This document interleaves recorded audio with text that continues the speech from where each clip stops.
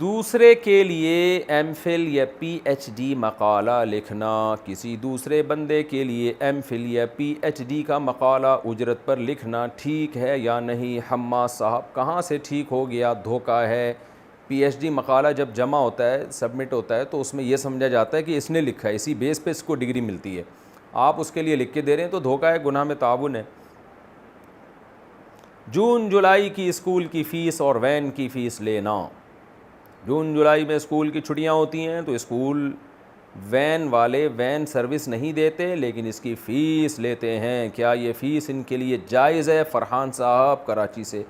اگر پہلے سے ہی ایگریمنٹ ہو جائے کہ ہم جون جولائی کی فیس بھی لیں گے تو پھر ان کے لیے لینا جائز ہے، اور اگر ایگریمنٹ نہ ہو لیکن عرف ہے، عرف سب میں یہی چل رہا ہے کہ اس جو وین والے ہیں وہ جون جولائی کی فیس لیتے ہیں، تو یہ پورے سال کا گویا ایک قسم کا ایگریمنٹ ہوتا ہے کہ بھئی پورے سال میں ہم نے آپ نے اتنی فیس لینی ہے، اس میں جون جولائی بھی داخل ہوتا ہے۔ ہاں یہ جب ناجائز ہوگی کہ جون جولائی ہی کو ایگریمنٹ ہوا اور اس میں وہ لے کے جا نہیں رہے ہیں اور جون جولائی کی فیس لی اور وہ ڈرائیور بھاگ گیا، اگست میں لے کے ہی نہیں جا رہا آپ کو،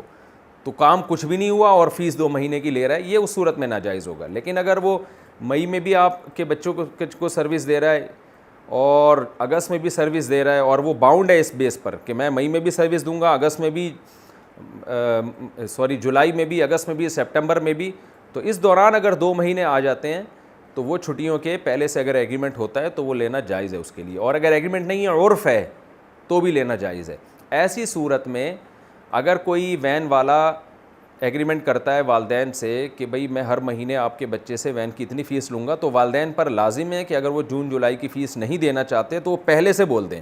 کیونکہ عرف میں تو یہ چیز پہلے سے طے شدہ ہے کہ جون جولائی کی فیس لینی ہے، تو ماں باپ کو چاہیے پہلے سے بول دیں بھائی ہم اس شرط پہ بچے کی وین لگوا رہے ہیں کہ ہم جون جولائی کی الگ سے کوئی فیس نہیں دیں گے۔ اگر وہ مان جاتا ہے تو پھر اس کے لیے لینا جائز نہیں مانتا تو آپ پھر ڈرائیور کو چھوڑ دیں، کوئی اور ڈرائیور لگوائیں۔ تو یہ والدین کی، پیرنٹس کی ذمہ داری ہے پہلے سے یہ معاہدہ کریں، پہلے سے معاہدہ نہیں کرتے تو عرف میں یہ چیز طے شدہ ہے کہ جون جولائی کی فیس آپ کو دینی پڑے گی۔ قبر پر ہری ٹہنی کیوں رکھیں؟ ہم نے سنا ہے کہ قبر پر جب تک ہری ٹہنی ہو تب تک میت کو عذاب نہیں ہوتا، کیا یہ درست ہے؟ ساجد صاحب بٹگرام سے۔ نہیں جی ایسی کوئی بات نہیں ہے، یہ جو حدیث میں آتا ہے کہ آپ صلی اللہ علیہ وسلم نے بتایا کہ ان قبر والوں کو عذاب ہو رہا ہے تو آپ نے ہری ٹہنی رکھ دی، تو آپ نے فرمایا اللہ سے امید ہے شاید جب تک یہ ٹہنی